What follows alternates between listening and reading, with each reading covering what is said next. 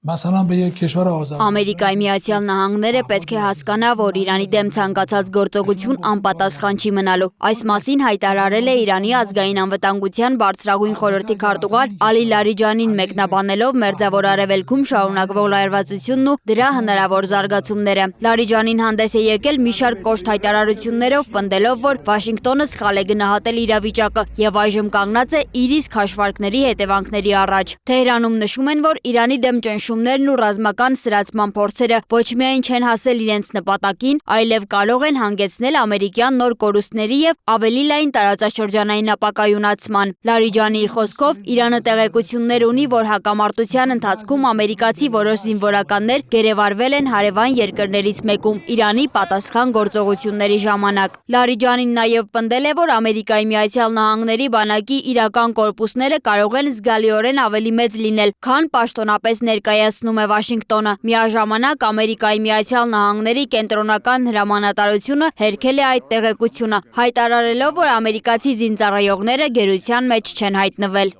ԱՄՆ-ն պետք է հասկանա, որ Իրանի դեմ ցանկացած գործողություն անպատասխան չի մնալու։ Նրանք կարծում էին, թե երկրի ղեկավարության դեմ հարվածներից հետո Իրանում պետական համակարգը արագ կփլուզվի եւ կառաջանա ներքին քաոս։ Սակայն այդ հաշվարկը լիովին ձախողվեց։ Իրանի պետական կառույցները շարունակում են գործել, իսկ հասարակությունը ցույց տվեց, որ պատրաստ է դիմակայել ցանկացած ճնշման։ Լարիջանին շեշտել է նաև, որ Իրանի դեմ ճնշումները ըստ Թեհրանի հաշվարկված էին ոչ միայն ռազմական, այլև ներքին սոցիալ-տնտեսական իրավիճակը խաթարելու համար։ Նրա գնահատմամբ փորձ է արվել երկրի ներսում ձևավորել կառավարման ճգնաժամ, վառելիքի ու սննդամթերքի պակաս եւ հանրային դժգոհության ալիք, սակայն այդ ծրագիրը իր խոսքով արդյունք չի տվել։ Նրանք ծրագրել էին նաև տնտեսական ճգնաժամ հրահրել, խափանելով վառելիքի մատակարարումը, բայց նույնիսկ ճգնաժամի պահին, երբ օրական բենզինի սպառումը հասնում էր մոտ 190 միլիոն լիտրի, երկրում վառելիքի բաշխման խափանում չի եղել։ Դա ցույց է տալիս, որ Իրանի պետական համակարգը շատ ավելի կայուն է, քան կարծում էին մեր հակառակորդները։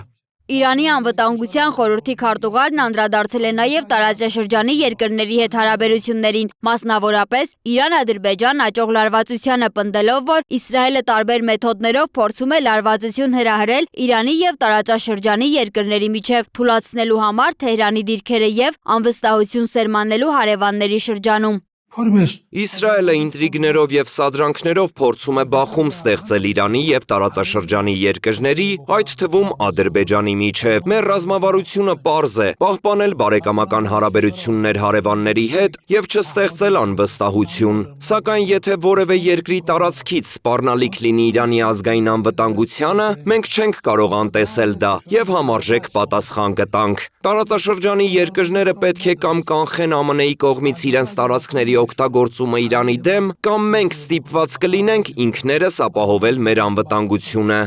Իրանի զինված ուժերի Խաթամ ալ-Անբիա կենտրոնական շտաբի ներկայացուցիչն էլ հայտարարել է, որ Ադրբեջանը պետք է դուրս բերի սիոնիստներին իր տարածքից։ Իրանական կողմը պնդում է, որ իրավիճակի հետագա սրումը հնարավոր կլինի կանխել միայն այն դեպքում, երբ հարևան երկրները թույլ չտան իրենց տարածքների օգտագործումը Իրանի դեմ գործողությունների համար։ Ադրբեջանի հետ հարաբերությունները լարվեցին հատկապես մարտի 5-ի միջադեպից հետո, երբ Ադրբեջանի արտաքին գործերի նախարարությունը հայտարարեց, որ Նախիջևանի օդանավակայանի մոտ 2 անօդաչու ընկել, որոնք ըստ Բաքվի արձակվել էին Իրանի տարածքից։ Իրանի գլխավոր շտաբը հերքել էր մեղադրանքը, նշելով, որ պատասխանատվությունը կարող է կապված լինել այլ ուժերի, այդ թվում Իսրայելի գործողությունների հետ։ Մարտի 8-ին Իրանի նախագահ Մասուդ Փեզեշքյանն Ադրբեջանի ղեկավար Իլհամ Ալիևի հետ զրույցում վերստին նշել է, որ Նախիջևանի օդային հրետակոծության հետ Թեհրանը որևէ կապ չունի։ Փեզեշքյանը վստահեցրել է՝ միջադեպը կհետաքննվի։ Ալիևն էլ շեշտել է Նախիջևանում տեղի ունեցածի հետաքննության կարևորությունը։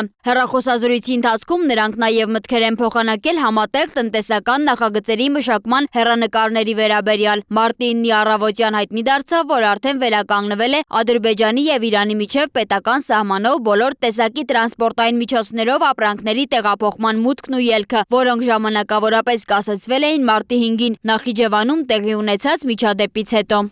Սոնա Կիշյան, Free News, Ազատ լուրեր։